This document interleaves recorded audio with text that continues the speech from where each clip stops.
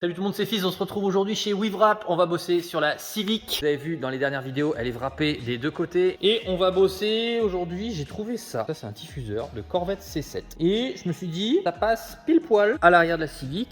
Et donc pour le faire passer, ça passait pas avec le silencieux, donc on a tombé le silencieux. Et je voulais juste voir au niveau des dimensions si ça pouvait coller. S'il y a moyen de faire un truc débile.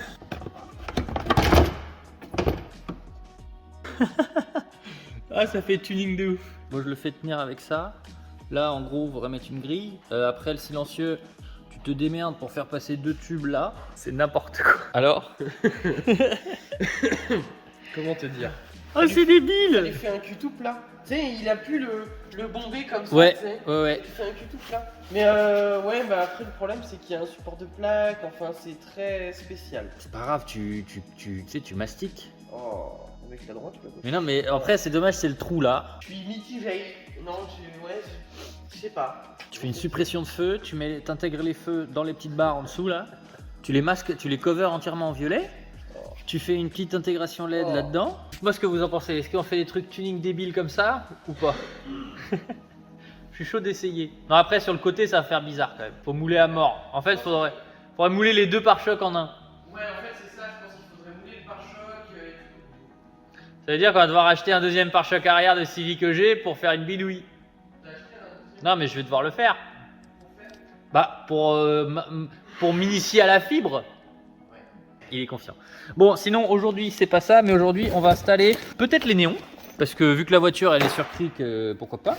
J'avais pas du tout prévu de filmer, mais surtout je vais installer ça, le petit short shift que vous savez bien, Joom m'a envoyé. Vous retrouvez tous les codes dans la description comme d'habitude. Short shift, histoire ça va se noter comme ça, pour que les vitesses passent plus courtes.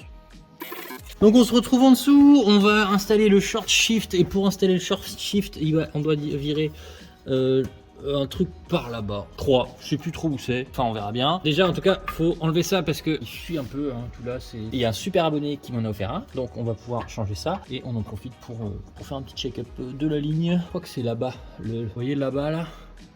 Truc d'embrayage, je crois que c'est ça qu'il faut changer. Donc, faut enlever la ligne. Ça va pas être très compliqué.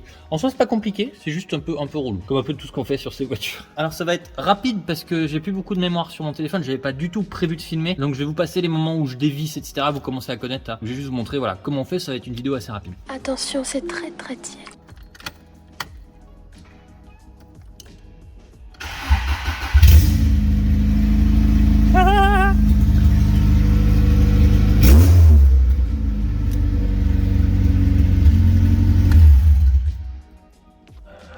Pas très beau. Du coup, un grand merci à Cédric qui m'a déposé ça chez WeWrap, c'est super sympa. Je voulais le monter, j'étais super content parce que c'est le même que celui que j'ai déjà qui est un peu abîmé. Donc on voit bien, là il y a le logo, alors j'ai aucune idée de la marque, est-ce que c'est M2 peut-être? C'est peut-être M2. Là il y a exactement le même, mais il y a un problème chef. C'est que là, si je mets les vis en face, ouais. Bah c'est pas en face du tout.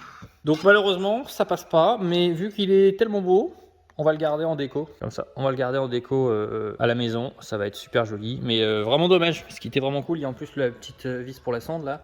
Voilà, merci, un gros merci Cédric pour tes cadeaux. Mais du coup on a tombé la ligne et on va pouvoir retourner ça. Vous voyez, c'est tout tordu. Avant c'était vers le sol, et vu que c'était vers le sol, bah ça, j'ai tapé un trottoir un jour et blam, ça a tout arraché. Donc on la retourne, on met les vis vers le haut, comme ça on frottera plus. Et je vais vous montrer comment changer le short shift. Ça, j'ai vu une vidéo là-dessus il y a 3 ans, et depuis 3 ans je me suis dit ah un jour je le ferai, donc là bah c'est l'occasion. Bon, j'avais installé tout ce petit beau monde de l'autre jour, mais je vais devoir tout retirer pour enlever le short shift, parce que le short shift c'est la baguette qui a la barre qui est en bas là. Donc on enlève ça, on enlève ça. Voilà, donc à l'intérieur c'est comme ça. Quand vous enlevez, il y a ça qui est en bas, donc on enlève ça. C'est fichu comme ça, et on va avoir la boule qui est juste là, qui correspond à ça. Donc en gros, voilà, on va remplacer ça par ça. Et c'est la boule qui est ici, qui est, je crois, elle va être du coup plus bas que celle-ci, qui va faire qu'il va y avoir moins de chemin à parcourir. Et on va pouvoir comparer après. Je pense que l'autre va aller beaucoup moins loin. Allez, maintenant on dévisse par en dessous. Alors là on est en dessous de la voiture. C'est ici qu'on va avoir la petite boule qu'on voyait avant. Et je vais demander à Camille de passer les vitesses. Voilà. Et en fait, il y a tout le bras là qui bouge. et ça fait bouger jusque là-bas. Pour explication, tu as un bras pour le mouvement, normalement si je dis pas de bêtises, hein, pour le mouvement comme ça, Ouais. et un bras pour le mouvement comme ça. Ouais. Voilà, Oh bah, c'est tout. d'accord. Et du coup, je dois pas tout enlever. Bah je sais pas. Non, C'est je toi qui vais sais. enlever petit à petit. C'est toi qui as tuto On va pas tout enlever. On va faire petit à petit. Ah si, je vais peut-être devoir enlever ça aussi. Donc on a dévissé la vis ici, ça fait tomber ça. Et maintenant, les deux petites vis qui sont là et là, et ben c'est des vis qui sont soudées. J'avais déjà vu ça sur des vidéos. Les vis sont soudées, donc on ne peut pas les dévisser par en dessous. On doit tout enlever. Donc on va enlever ça, on va tout tomber et après on va utiliser des grosses pinces pour tenir de l'autre côté. Parce que normalement c'est soudé mais ça tient plus. Voilà, donc on a démonté là-haut, j'ai remis les vis pour être sûr qu'elles aillent au bon endroit et là pareil. On a donc tout ça qui descend et comme je disais ici c'est censé être soudé. Mais ce n'est pas soudé, donc on va devoir les tenir. Je sais pas si je vais... Non, je vais pas toucher à ce qui est là-bas. Et on va l'enlever par là, on va se faire chier et je reprends tout de suite après. Alors merci Camille, il faut être deux là pour ça parce qu'en fait on a les vis qui vont là-haut là, ici et là. Elles sont dans cet état là. En gros le carré bah il tenait plus donc il a fallu la tenir par en haut avec une pince multiprise et dévisser par en bas, donc faut être deux. Maintenant ça veut dire qu'on va pouvoir enlever.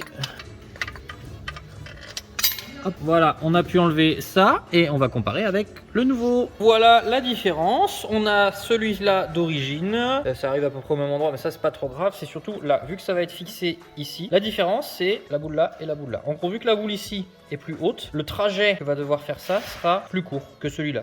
Donc tout simplement la course en haut sera plus courte. Voilà, c'est tout simplement ça le short shifter. C'est juste pour que tes rapports, pas ta boîte passe plus vite, mais pour que tes rapports aient moins d'écart. Et une sensation d'avoir moins d'écart entre les deux au niveau du levier. Voilà, donc on va se remettre ça là. Il y a un petit clic là, comme ça dedans, qui va se mettre autour de la boule. Après on remet ça et on remonte tout. N'oubliez pas les amis, quand vous remettez ça, hein, ici c'est bien gras. Donc j'ai été chez Racer & Drifter à côté, il m'a filé plein de graisse. Donc voilà, vous graissez bien ça pour pas que ça couine quand vous allez passer vos vitesses. Voilà, on va un petit peu nettoyer, on va remonter ça sous la voiture. On a ces joints là qu'il faut pas oublier de remettre, mais vu qu'ils ont un petit... Hop là, on va montrer ça comme ça.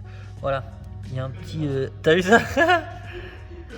Vu qu'il y a une lèvre dessus, bah, j'ai piqué des joints à Camille et on va remettre, hop, les joints ronds dedans. Hop.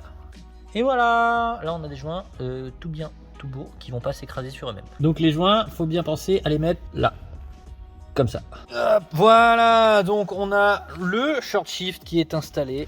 Oh la vache, c'est dur. Comme ma bite. Donc je vais me remettre là, je crois que c'est ce que j'ai fait tout à l'heure.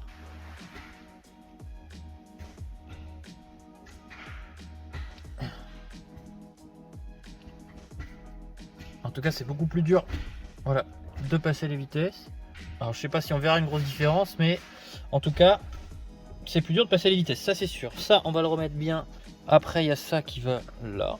Après, bah, on va pouvoir remettre le soufflet. Hein. On va pouvoir faire ça tranquillou. Là, hop, ça va là. Ah oui, je vais vous expliquer aussi comment faire pour que votre soufflet, voilà, ça, pour qu'il reste droit et pas qu'il retombe bêtement. C'est très simple. Soit vous allez chez Racer & Drifter à côté, ils vendent des kits spéciaux pour fixer ça. Et sinon, vous faites la méthode galérien comme moi, ou vous allez prendre, où est-ce que j'avais mis ça, là, une rondelle et un riselant. Vous mettez la rondelle là, le riselant là. Ça bloque là, votre soufflet il pourra pas descendre plus bas. Normalement on coupe le riselant.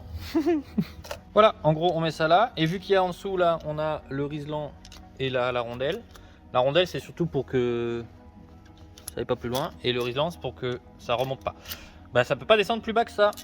Voilà, on va recacher bien les fils à l'intérieur, on met ça là. Donc ça vous avez vu, j'avais mis le caoutchouc comme ça dedans, plus la bande 3M à l'intérieur pour que ça colle vraiment. Voilà, on a ça qui est magnifiquement bien remonté, il bouge plus. J'ai encore oublié la boule pour mettre là. On va pouvoir se remettre le petit volant qui est toujours aussi pailleté, il est incroyable. Voilà, et maintenant on va surtout remettre la voiture sur pied. Je vous fais écouter quand même, Ah je vous ai pas fait écouter.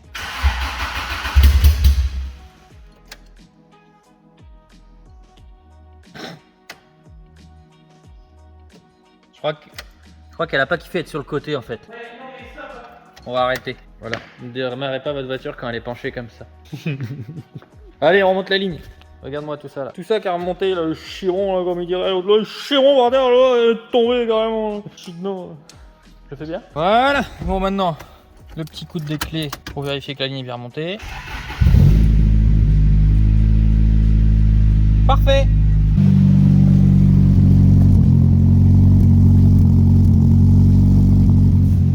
Voilà les amis, c'est tout pour aujourd'hui. On a terminé donc le montage du pommeau, on a remonté la ligne, etc. Ça sonne super bien, je suis super content. Il restera à mettre la petite boule sur le pommeau, mettre les panneaux de porte. Ça, je vais devoir refaire un peu de pistolet à colle parce que ça n'a pas tenu ce que j'ai fait la dernière fois. Et on est presque prêt pour le HEM. Là, je vous tourne une petite vidéo qui sortira, je pense, la semaine prochaine sur les néons. On a les néons qui sont là. On va installer le nouveau kit. Je suis hyper content de la tournure que ça prend. N'oubliez pas de me suivre sur Instagram. Vous avez toutes les exclus. Je poste sur Insta 2, 3, 4 semaines avant les vidéos YouTube. Donc, si vous voulez être au courant, venez me suivre juste là. Merci à tous d'avoir regardé. Ciao.